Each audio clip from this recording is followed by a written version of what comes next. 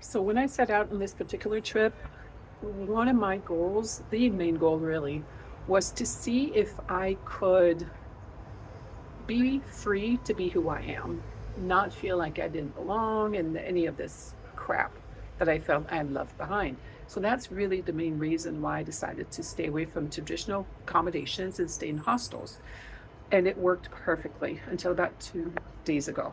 I woke up in the morning and I had a pain, discomfort. I'm not going to go into details, but let's just say it was enough to where I considered going to the doctors or even flying home early.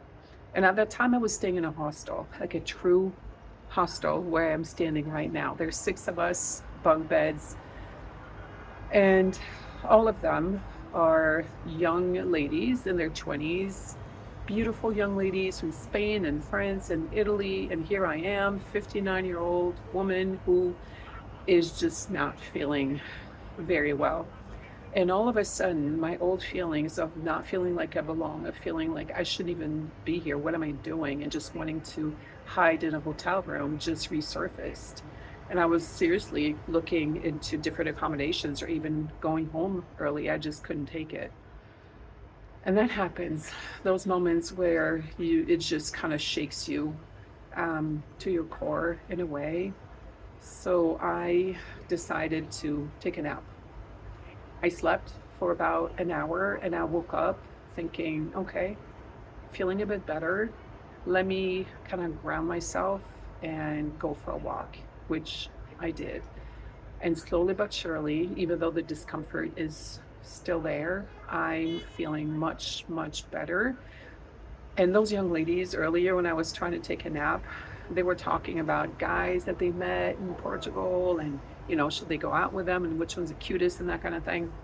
And I was thinking to myself, what in the world am I doing here? And I felt like this old lady. But at the end of the day, nothing's changed. I belong. No, I might not be in my 20s anymore, but it doesn't matter. This is not theirs any more than it is mine. I belong here as much as they do. And yeah, I'm not feeling super, well, but I am not going to just retreat and go back home because I'm not feeling well. I'm just going to stick it out, and I'm already feeling better. And I'm by myself in the room right now, but when they come back, I do intend on engaging in conversation and just being myself. So for me, when things like that happen, that kind of shake us. I personally always try to see what's the message in this, what's the meaning, even though there might not be any, but I still try to see what the meaning could be. And for me, instantly it was, I need to go home. That's the meaning. But now I decided that the meaning was very different. This was in a way a test to see, okay, you've been fine so far. How about we add a bit of pain and discomfort to the equation and not sleeping very well just to see how that goes. So for me, it's about taking a deep breath and kind of allowing without drowning in the discomfort, in those emotions, understanding that it's just ego and that my safety was not at risk. At least I don't think so. So just a bit of ego bruising when it comes to bunking with a bunch of 20-year-old girls. And for the rest, I'll be fine. And even though sometimes, I do think, oh my God, what do they think about this old lady who's staying with them? What might they be thinking about me?